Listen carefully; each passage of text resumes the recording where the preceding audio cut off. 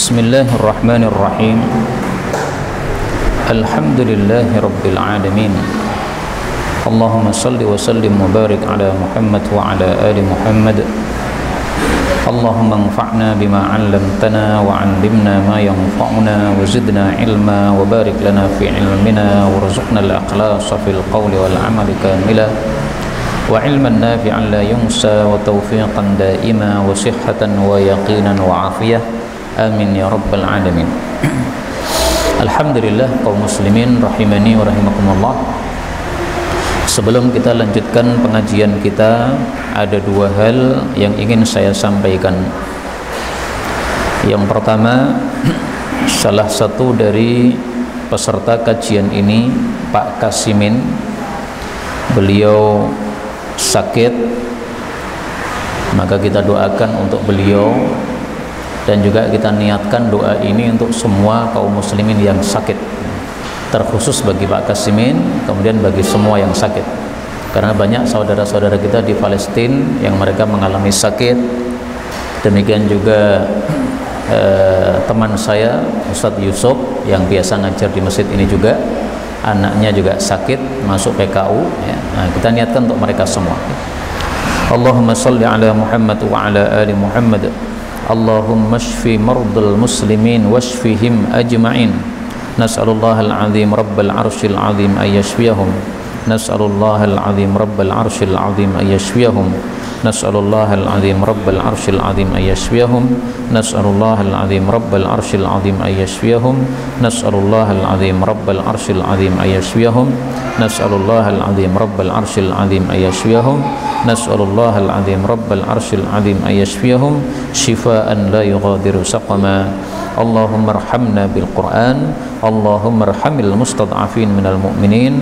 Allahumma dammir a'da'ad din. Allahumma ansuril mujahidin. Allahumma ighfir lil mu'minin wal mu'minati ajma'in. Wa sallallahu wa sallam wa baraka ala nabiyyi Muhammad walhamdulillahi rabbil alamin. Kemudian yang kedua, sebagai muqaddimah, saya akan membacakan satu kitab. Kitab ini dinamai Kitab Matan Zubat. Kitab Matan Zubat ini isinya adalah nazam-nazam atau nyanyian-nyanyian yang membahas fikih mazhab Syafi'i. Kenapa ingin saya bacakan ini? Karena kita baru saja melakukan salat jamak karena hujan. Zuhur dan Ashar kalau ada hujan boleh dijamak. Maghrib dan Isya kalau ada hujan boleh dijamak menurut mazhab Syafi'i. Kalau menurut mazhab Hanafi tidak ada jamak seumur hidup kecuali satu saja, kalau panjenengan haji, kemudian panjenengan menjamak salat ketika panjenengan berada di Muzdalifah. Menjamaknya bukan karena safar, tapi menjamaknya karena ibadah nusuk atau ibadah haji. Nah, mazhab Syafi'i mengatakan boleh kalau ada hujan untuk kita menjamak.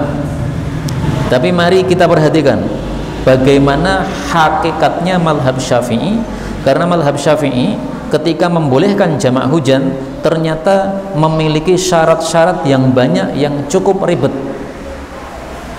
Tapi saya terus terang kepada panjenengan, saya bukan penganut mazhab Syafi'i, sehingga saya mengamalkan sholat jamak karena hujan, tetapi tidak sesuai dengan apa yang disyarat-syaratkan oleh mazhab Syafi'i.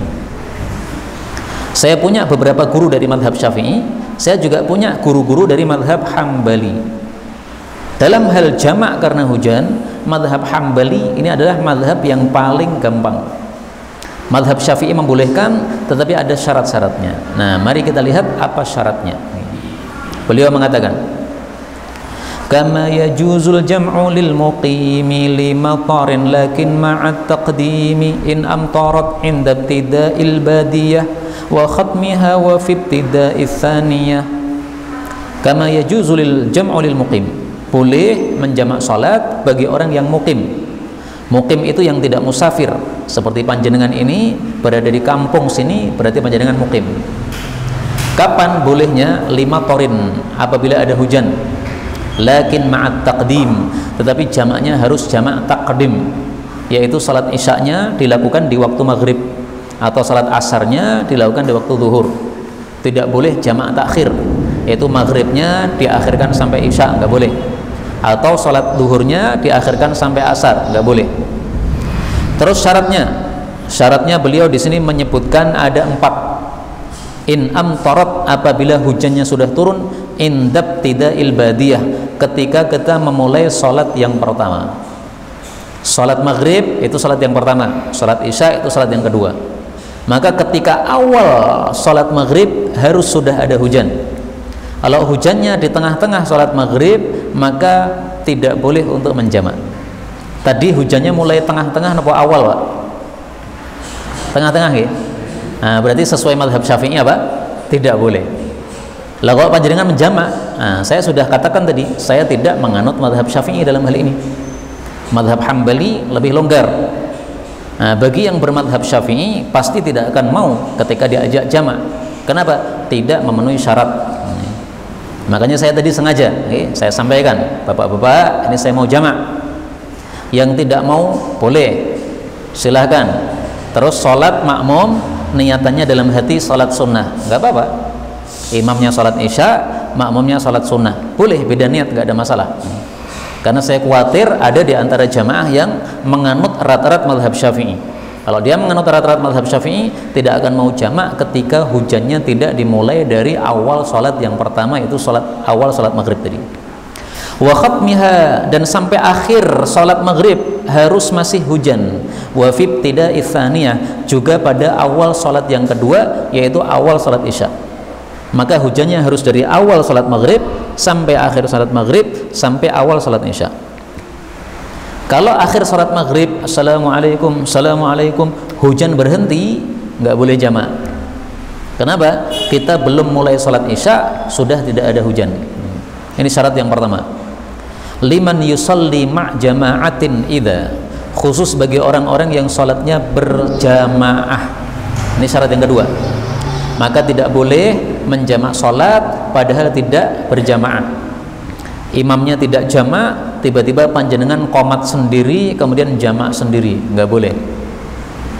Syarat yang ketiga, jamim ba'idin masjidah, datang dari tempat yang jauh menuju masjid.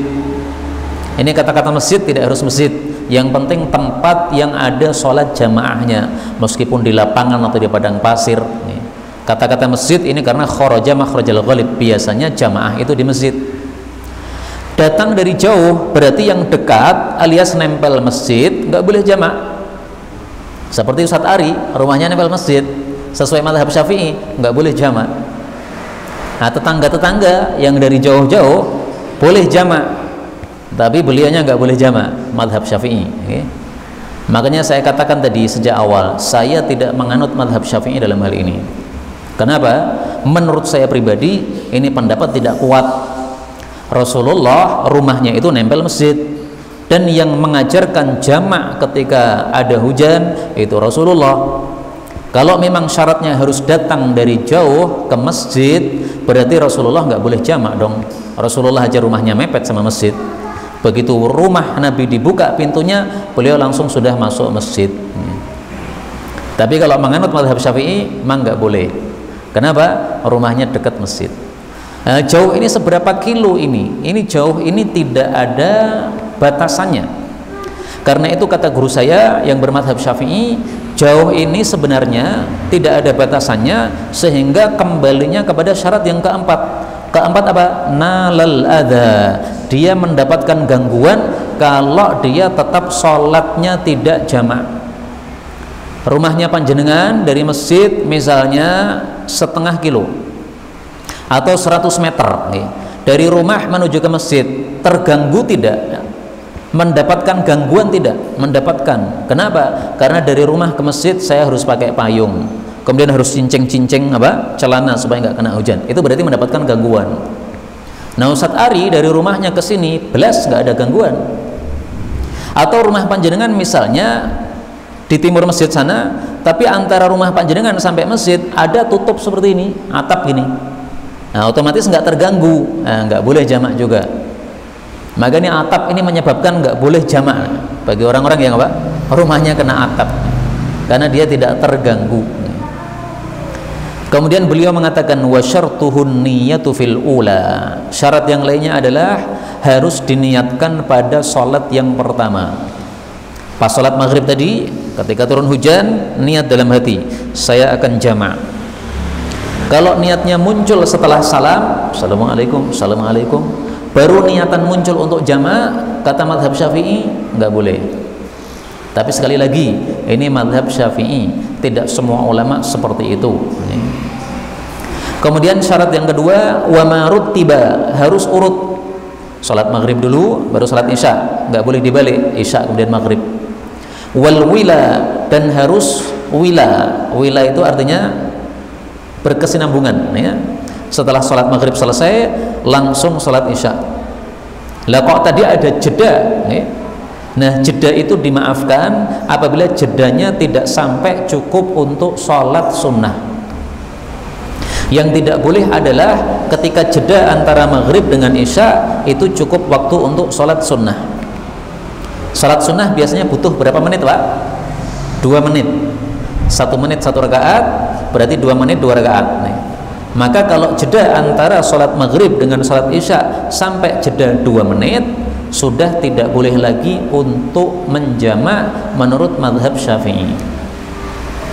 Nah, tadi saya yakin belum sampai 2 menit, nih, karena saya mundur kemudian maju lagi. Maka ringkasnya, sholat jamak karena hujan diperbolehkan menurut sebagian mazhab, termasuk mazhab Syafi'i, tetapi ada aturan-aturan yang ketat di dalam mazhab Syafi'i, tetapi aturan-aturan ini tidak disebutkan atau tidak disyaratkan oleh ulama-ulama yang lain, contohnya ulama mazhab Hambali. Ini saya jelaskan supaya semuanya paham bahwasanya kita harus mewajari kalau ada orang-orang yang jamak karena hujan. Sebaliknya juga kita harus mewajari kalau ada orang-orang yang tidak mau jamak karena hujan. Saya di Solo itu ada seorang ustadz yang kekeh pokoknya sekarang nggak ada jamak. Kenapa? Kata beliau, sekarang itu tidak nalal adza, tidak mendapatkan gangguan katanya. Karena kata beliau, sekarang ini jalan sudah aspal dan masing-masing kita sudah punya payung, terganggu apa? Nah, sebenarnya kalau orang itu mengalami hujan dan dia harus membawa payung, itu menunjukkan dia nalal adza, dia mendapatkan gangguan. Karena orang membawa payung, ini berarti kondisinya bukan kondisi normal. Kondisi ketika dia tidak pakai payung, dia mendapatkan gangguan dari hujan tersebut. Nah, maka disinilah muncul perbedaan di antara para ulama dalam bab ini. Ini sebagai muqaddimah 2 hal. Sekarang kita lanjutkan pengajian kitab kita, yaitu Mukhtasar Sunan Abu Dawud. Monggo, Ustaz. Kita memaklumi masing-masing orang punya perbedaan dalam yang diikuti. Cuma dalam satu masjid itu kalau sekarang yang ditentukan jamaah, terus yang tidak setuju katanya. Atau sebenarnya kalau ditentukan tidak jamaah, padahal yang lain kok nggak pernah jamaah. Ya. Jadi gini, masjid itu yang menguasai adalah imamnya. Sehingga kalau imamnya itu kunut subuh, maka makmum paling bagus ikut kunut subuh. Kalau imamnya tidak kunut subuh, maka makmumnya juga tidak boleh memaksa imamnya untuk kunut subuh. Demikian juga dalam masalah-masalah seperti yang ditanyakan Ustaz tadi. Ini ada perbedaan pendapat. Nah, itu tergantung imamnya. Imamnya jama', makmumnya paling bagus ikut jama'. Kalau beda pendapat gimana? Saya itu madhabnya Hanafi, saya tidak mau jama'. Seumur hidup nggak ada jama' kecuali kalau pas haji saja. Boleh engkau menganut madhab Hanafi, berarti nggak jama' karena hujan, tapi paling bagus karena engkau sebagai makmum, engkau tetap bermakmum ikut sholat jama' tersebut, tapi dalam hati diniatkan sholat sunnah. Kenapa? Karena al-jama'atu ni'mah wal firqatu adzab. Jamaah itu adalah nikmat, sementara berpecah belah itu adalah siksa. Maka supaya tidak terjadi perpecahan, paling bagus kita gabung. Niatnya beda nggak masalah, karena yang tidak boleh itu adalah beda gerakan. Imamnya rukuk kita sujud, imamnya berdiri kita rukuk, nggak boleh.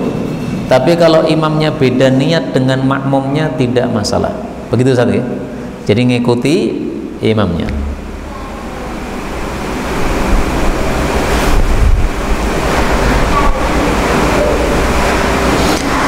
Baiklah, kita lanjutkan sekarang.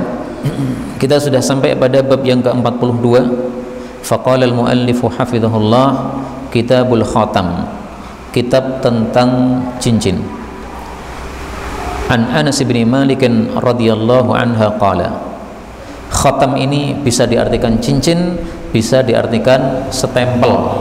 Karena zaman dulu orang memberikan stempel dengan cincin yang ada tulisannya. Dari Anas bin Malik, dia mengatakan, arada, ingin Rasulullah sallallahu alaihi wasallam ayyaktuba, untuk menulis surat, ila ba'dil a'ajim, kepada sebagian orang ajam, yaitu orang non Arab. Faqillahu, maka dikatakan kepada Nabi, innahum, sesungguhnya mereka, la yaqra'una kitaban, tidak mau membaca surat, illa bi khatam, kecuali ada stempelnya. Fattakhadha, maka beliau mengambil atau membuat khataman, cincin untuk stempel, min fiddah, dari perak. Wa naqasha fihi, dan beliau mengukir pada cincin tadi tulisan Muhammadun Rasulullah, Muhammad adalah utusan Allah.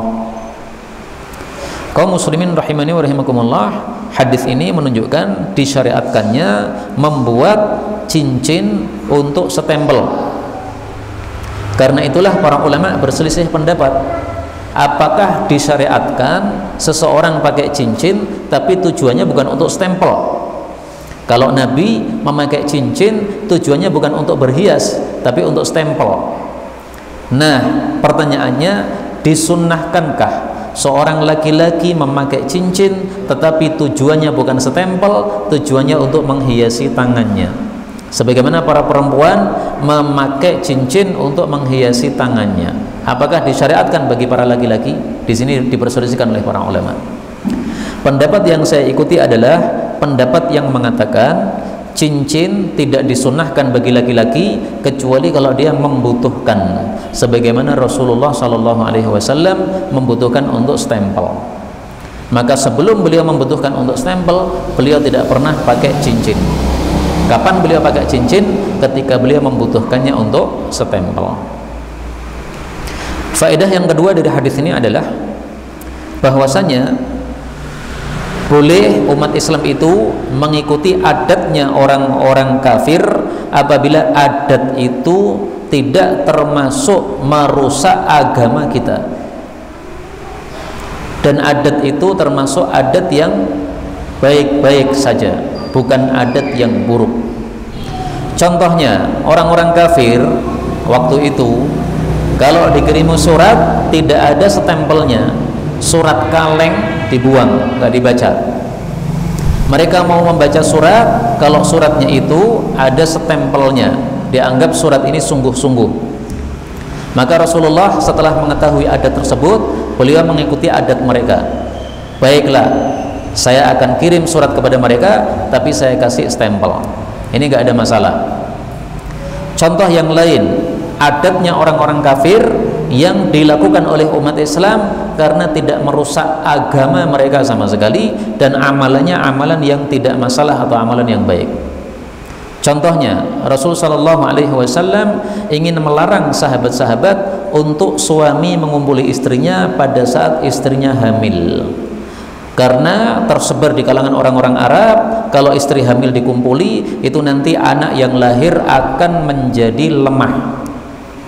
Kemudian Rasulullah mengatakan, saya lihat orang-orang Romawi atau orang-orang Persia, mereka masih mengumpuli istri mereka dalam kondisi hamil, ternyata tidak masalah. Nah, adat mereka kemudian dipakai oleh Rasulullah SAW, sehingga beliau tidak melarang para sahabat untuk kumpuli istri ketika hamil. Faedah yang ketiga, min fiddah, cincin dari perak.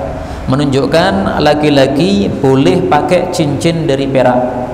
Jadi laki-laki itu tidak boleh dua, kain sutra dan emas. Selain emas boleh, termasuk perak, termasuk mutiara dan sebagainya. Adapun para wanita diperbolehkan emas dan perak. Faedah berikutnya, Rasulullah mengukir pada cincin beliau Muhammad Rasulullah, menunjukkan bolehnya mengukir pada cincin kita kalimat-kalimat sesuai keinginan kita. Ditulis nama kita Ahmad Saifullah boleh, Muhammad Abdullah boleh. Kalau ini Muhammad Rasulullah nggak boleh kita tiru. Kenapa? Kita bukan utusan Allah Subhanahu wa taala. Nggak boleh seseorang punya cincin ditulisi Muhammad Rasulullah, nggak boleh. Sebagian ulama punya cincin tulisannya adalah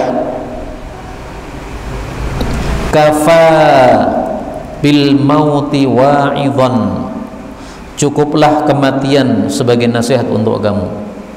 Ini adalah cincin Sayyidina Umar. Di dalam cincinnya ada tulisan cukup kematian sebagai nasihat. Maka setiap kali membutuhkan nasihat, beliau lihat tulisan pada cincinnya, cukup kematian sebagai nasihat. Sebagian salaf ada yang menulis pada cincinnya, tulisannya adalah saufa yamdi, akan berlalu. Maka setiap kali mendapatkan masalah atau musibah, dia melihat tulisan pada cincinnya, dia katakan saufa yamdi, ini masalah akan lewat, sehingga hatinya menjadi tenang. Maka diperbolehkan kita membuat tulisan pada cincin kita masing-masing sesuai dengan keinginan kita. Apabila tulisannya baik, tidak ada masalah. Kita lanjutkan, monggo Ustaz.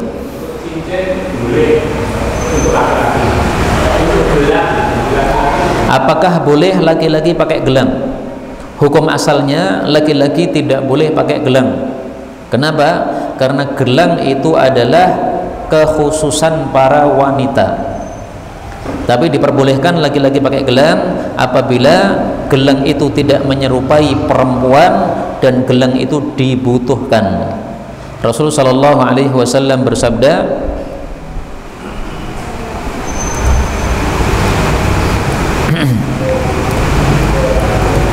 la'anallahul mutasyabbihat minan nisa birrijal. Allah melaknati wanita-wanita yang menyerupai laki-laki dan melaknati laki-laki yang menyerupai wanita. Hadis riwayat Abu Dawud sahih. Maka apapun yang termasuk kekhususan para wanita, laki-laki tidak boleh melakukannya. Pakai gelang pada tangan atau pada kaki, pakai anting-anting, pakai kalung, nah itu semuanya kekhususan para wanita. Laki-laki nggak cocok seperti itu. Laki-laki gagah, tidak pakai hias-hiasan begitu, nggak cocok. Tapi kadang-kadang diperlukan seseorang pakai gelang. Ada anak yang kurang sehat akalnya, kalau tidak dikasih gelang bisa lari kemana-mana. Nah, dikasih gelang, dikasih namanya atau alamatnya boleh, atau kasih nomor telepon bapaknya boleh. Atau pas haji dikasih gelang. Nah, ini gelangnya tidak menyerupai gelang perempuan dan gelangnya diperlukan untuk orang-orang haji supaya tidak hilang misalnya, boleh. Kita lanjutkan bab 43, Kitabul Fitan, kitab tentang fitnah-fitnah wal malahim dan malhamah-malhamah. Fitnah itu artinya adalah ujian. Yang dimaksud di sini adalah segala perkara yang bisa merusak agama kita. Maka HP itu bisa termasuk fitnah ketika menyebabkan rusaknya agama kita. Gara-gara HP seseorang kemudian hubungan lawan jenis laki perempuan, padahal masing-masing sudah punya pasangan. Yang perempuan sudah punya suami, yang perempuan sudah punya suami, yang laki-laki sudah punya istri. Nah, kemudian hubungan dengan HP itu berarti menjadi fitnah karena merusak agama dia. Karena itu para suami jangan biarkan istrinya mainan HP dengan laki-laki yang bukan suaminya, yang bukan kerabatnya, yang bukan mahramnya, ya, karena bisa menyebabkan fitnah. Malahim jamak dari malhamah. Malhamah itu adalah peperangan besar antara muslim dengan kafir yang terjadi nanti di akhir zaman. Maka peperangan itu ada 3. Satu, peperangan malhamah. Ini antara muslim dengan orang kafir di akhir zaman, perang besar. Yang kedua, perang fitnah, yaitu perang antara sesama muslim, seperti yang terjadi di negara-negara Arab ya, di Libya dan sebagainya, yaitu antara orang-orang muslim tapi perang. Ini perang fitnah namanya. Yang ketiga adalah jihad fi sabilillah. Ini perang antara orang muslim dengan orang kafir secara umum, itu adalah jihad. Termasuk malhamah yang di akhir zaman, itu termasuk jihad fi sabilillah. An Hudzaifah radhiyallahu anhu qala, Hudzaifah mengatakan, qama fina Rasulullah sallallahu alaihi wasallam qa'iman. Rasulullah berdiri di tengah-tengah kami dalam keadaan berdiri berkhutbah. Ini menunjukkan Rasulullah ketika ceramah kadang-kadang beliau berdiri, tapi kadang-kadang juga beliau duduk sebagaimana yang saya lakukan sekarang ini. Fama taraka syai'an, maka tidaklah beliau meninggalkan sesuatu yakunu fi maqamihi dzalika, yang akan terjadi pada tempat berdirinya Nabi tadi, ila qiyamis sa'ah, sampai tegaknya kiamat, illa haddatsah, kecuali beliau ceritakan semuanya. Ini menunjukkan bahwa Rasulullah mengetahui sebagian perkara gaib, sehingga yang terjadi di masa Nabi saat hari itu sampai dengan yang terjadi besok sampai hari kiamat sudah pernah diceritakan oleh Rasulullah SAW. Termasuk tentang Dajjal, termasuk tentang Jassasa, termasuk tentang adanya dukhon atau asap yang besok akan mengepul besar sekali sebelum hari kiamat. Itu semuanya sudah diceritakan oleh Nabi SAW. Hafidhahu man hafidhahu, menghafalnya orang yang menghafalnya, wa nasiyahu man nasiyahu, dan lupa terhadapnya orang yang lupa terhadapnya. Ini ceramahnya sangat panjang. Dalam riwayat yang lain disebutkan Rasulullah ceramah dari subuh sampai dengan maghrib.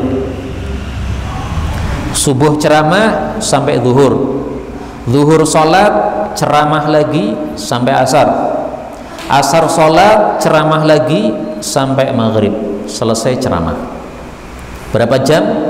Dari jam 5 sampai jam 6. Bayangkan Pak, ini bisa jadi kejadiannya pada saat puasa, sehingga tidak ada makan, karena tidak disebutkan di hadis itu mereka makan. Dan hadis ini menunjukkan fadilahnya orang yang hafal dengan cepat. Dia mendengar satu kali pembicaraan langsung hafal. Dan ini biasa pada orang-orang terdahulu, tapi sangat jarang pada orang-orang sekarang. Kalau zaman dulu banyak orang-orang yang seperti itu, sekali mendengar hafal. Kenapa? Karena zaman dulu mereka tidak biasa menulis, bahkan tidak banyak yang bisa nulis. Rata-rata mereka dulu ummi, orang-orang yang tidak bisa baca tulis.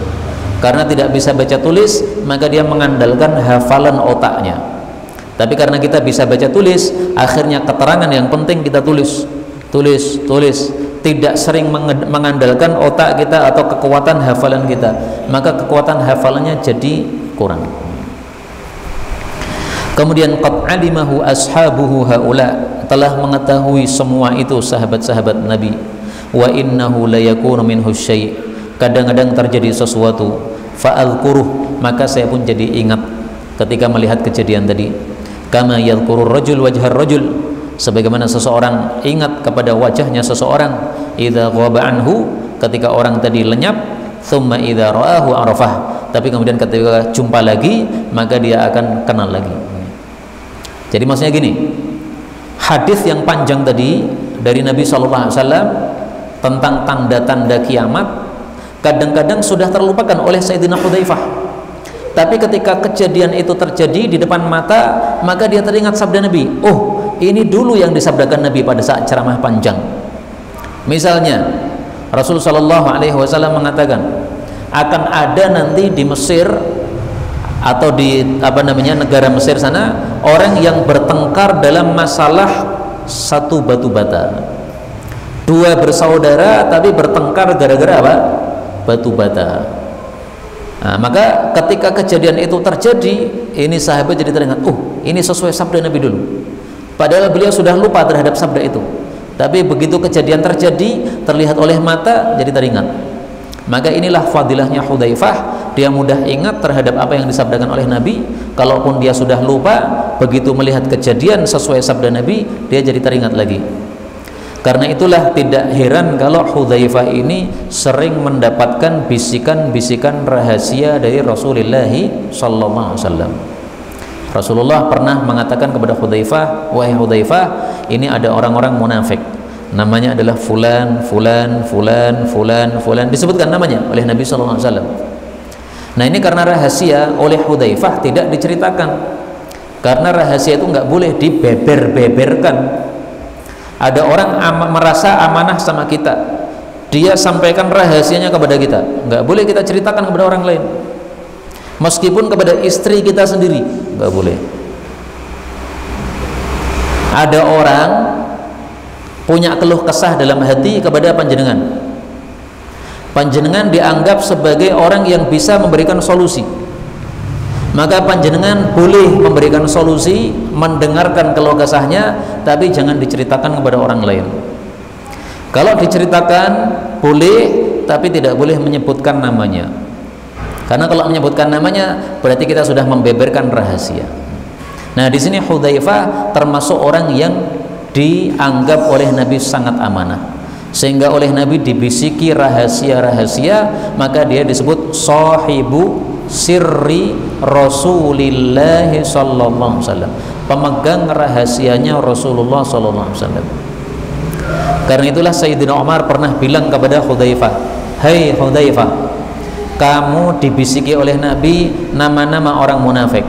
Saya ingin tanya, nama saya Umar bin Khattab termasuk nama yang disebutkan Nabi ataukah tidak?" Maka Sayyidina Hudzaifah mengatakan, nama Umar bin Khattab tidak disebutkan Nabi, tapi jangan lagi tanya kepada saya tentang nama-nama tersebut, karena kalau ditanya terus-menerus lama-lama akan terbuka. Nah, maka Sayyidina Hudzaifah sangat cerdas, dia mengatakan nggak mau lagi saya ditanya seperti itu. Kita lanjutkan bab yang ke-44, Kitabul Mahdi, kitab tentang Imam Mahdi. An Jabir bin Samurah radhiyallahu anhu qala sami'tu Rasulullah sallallahu alaihi wasallam yaqul la yazalu, tidak henti-hentinya, hadzal din, agama Islam ini, qaiman, tegak, hatta yakuna alaikum, sehingga kalian dipimpin, 12 khalifah, oleh 12 khalifah, kulluhum tajtami'u alaihi ummah, masing-masing dari 12 khalifah itu umat Islam kumpul terhadapnya, yaitu tidak ada yang memberontak mereka semuanya ditaati oleh para umat Islam. Fasami'tu kalaman minan Nabi sallallahu alaihi wasallam lam afhamhu, lalu saya mendengar ucapan Nabi yang saya tidak paham karena kurang keras suaranya. Qultu li abi, saya tanya kepada bapak, ma yaqul, apa sabda Nabi? Qala, Nabi mengatakan, kulluhum, masing-masing dari 12 khalifah tadi, min Quraisyin, dari orang-orang Quraisy. Hadis ini membicarakan 12 imam atau 12 khalifah. Bedakan antara 12 imam versinya orang-orang Syiah dengan 12 imam atau khalifah versinya Ahlus Sunnah wal Jamaah. Kalau orang-orang Syiah, mereka menganggap 12 imam ini harus dari keturunan Nabi Muhammad SAW dan harus dari jalur keturunan Fatimah radhiyallahu anha. Tapi kalau versi Ahlus Sunnah wal Jamaah, 12 khalifah ini sesuai sabda Nabi, kulluhum min Quraisy, mereka semua dari orang-orang Quraisy, tidak harus dari keturunan Fatimah radhiyallahu anha. Makanya orang-orang Syiah mengatakan yang paling berhak menjadi khalifah setelah Nabi wafat bukan Abu Bakar, tapi siapa? Ali bin Abi Thalib. Abu Bakar bukan termasuk keturunan Fatimah atau jalur Fatimah. Ali ini suaminya Fatimah. Nah, kemudian bawahnya lagi anak-anaknya Ali sampai ke bawahnya sampai 12 imam mereka. Tapi kalau Ahlus Sunnah katakan yang 12 khalifah ini bukan itu yang dimaksud, tetapi 12 khalifah yang tidak disebutkan oleh Rasulullah sallallahu alaihi wasallam. Karena itu para ulama berselisih pendapat 12 khalifah ini siapa mereka. Ada yang berpendapat 12 khalifah ini silahkan diurutkan dari Sayyidina Abu Bakar sampai 12 khalifah. Abu Bakar, Umar, Uthman, Ali, Hasan, Muawiyah, Yazid bin Muawiyah, dan seterusnya. Tapi untuk Yazid bin Muawiyah ini dilepas, nggak dihitung. Kenapa? Karena dianggap kepemimpinannya tidak sah menurut sebagian sahabat-sahabat Nabi Sallallahu Alaihi Wasallam, karena dia tidak memenuhi syarat sebagai khalifah. Ada yang berpendapat 12 khalifah ini tidak harus urut. Yang penting sesuai sabda Nabi, tajtami'u alaihil ummah, umat Islam sepakat mengangkatnya sebagai khalifah. Makanya Yazid bin Muawiyah tadi enggak termasuk. Ini adalah khalifah-khalifah yang terkenal adil ketika menjabat sebagai khalifah, seperti Umar bin Abdul Aziz, Sulaiman bin Abdul Malik, dan juga raja-raja atau khalifah-khalifah yang lain. Sebagian lagi berpendapat bahwa 12 khalifah ini sudah lewat, semuanya sudah lewat. Sebagiannya lagi berpendapat 12 khalifah ini belum lewat semuanya. Yang berpendapat 12 khalifah ini belum lewat semuanya, berarti masih ada di antara 12 khalifah ini yang akan memimpin umat Islam, yang umat Islam akan bersatu lagi. Itulah sebabnya dimasukkan dalam kitab tentang Al-Mahdi, Imam Mahdi. Maka Imam Mahdi termasuk 12 khalifah yang memimpin umat Islam, yang nanti umat Islam akan bersatu kembali seperti zaman dulu di masa Rasulullah SAW. Imam Mahdi belum muncul. Imam Mahdi akan muncul besok menjelang hari kiamat. Kapan Imam Mahdi muncul? Imam Mahdi muncul ketika akan ada Nabi Isa turun. Imam Mahdi muncul ketika akan turun, akan keluarnya Dajjal. Itulah munculnya Imam Mahdi. Maka Imam Mahdi ini tidak dalam waktu-waktu dekat ini, karena Dajjal dan Nabi Isa itu termasuk tanda-tanda kiamat besar, di mana kalau sudah ada tanda salah satunya, maka tanda-tanda kiamat besar yang lainnya akan bertubi-tubi datang. Nah, sampai hari ini tanda-tanda kiamat besar belum ada. Apa saja tanda kiamat besar? Nabi Isa, Dajjal, kemudian dukhan asap yang sangat banyak di alam semesta ini, kemudian juga akan munculnya binatang yang bisa bicara kepada manusia. Dia muncul di Hijaz atau di daerah Arab, tapi bisa bicara kepada seluruh manusia di segala penjuru dunia. Kemudian akan terbit matahari dari arah barat. Itu semua tanda-tanda besar belum terjadi. Termasuk tanda besar adalah ditaklukkannya Konstantinopel, tapi tidak pakai senjata. Pakai apa? Pakai takbir, Allahu Akbar, la ilaha illallah, subhanallah, walhamdulillah. Itu sudah kalah mereka. Mari kita lihat hadis tentang Al-Qustantiniyah. Rasulullah bersabda, umranu Baitul Maqdis, makmurnya Baitul Maqdis, kharabu Yathrib, maka akan memunculkan kota Madinah akan kosong. Kharabu Yathrib khurujul malhamah. Kalau Madinah sudah kosong, maka nanti akan muncul malhamah, perang besar di akhir zaman. Khurujul malhamah fathul Qustantiniyah. Terjadinya malhamah nanti akan disusul dengan ditaklukkannya Konstantinopel. Maka penaklukan Konstantinopel itu ada dua kali. Penaklukan Konstantinopel di masa Muhammad Al-Fatih itu hadisnya bukan yang ini, itu sudah terjadi dan hadisnya dhaif. Tapi sesuai fakta sudah ditaklukkan oleh Muhammad Al-Fatih. Penaklukan Konstantinopel yang kedua adalah yang termasuk tanda besar kiamat. Kapan itu? Kalau Baitul Maqdis sudah makmur. Sekarang ini Baitul Maqdis belum makmur. Kenapa? Masih dikuasai oleh Zionis, sehingga saudara-saudara kita Muslim di Gaza, mereka belum bisa datang ke Baitul Maqdis. Dari Gaza ke Baitul Maqdis ada tembok penghalang sehingga mereka nggak bisa sampai ke sana. Jadi orang Indonesia itu lebih hebat daripada orang-orang Gaza. Kenapa? Bisa masuk Baitul Maqdis. Orang-orang Gaza nggak bisa, Pak. Loh, katanya sama-sama di Palestina. Iya, Palestina tapi kan luas. Gambarannya Gaza di sini di Jawa Tengah, kemudian Baitul Maqdisnya di sana Jawa Barat, ada batasnya, tidak bisa masuk, nggak bisa masuk mereka. Maka banyak orang Gaza seumur hidup belum pernah ke Baitul Maqdis karena memang dilarang, tidak bisa. Kemudian Fathul Konstantinia, kalau Konstantinopel sudah ditaklukkan, khurujud Dajjal, saat itulah akan keluar Dajjal. Ini semuanya tanda-tanda besar. Belum muncul, maka Imam Mahdi pun juga belum muncul, karena Imam Mahdi termasuk tanda-tanda besar hari kiamat ketika adanya Dajjal dan sejenisnya itu. Inilah yang dapat kita bicarakan, betulnya dari Allah Subhanahu wa taala. Kalaupun ada salahnya, fa astaghfirullahal azim li wa lakum, walhamdulillahi rabbil alamin. Ada pembahasan sebelum kita tutup?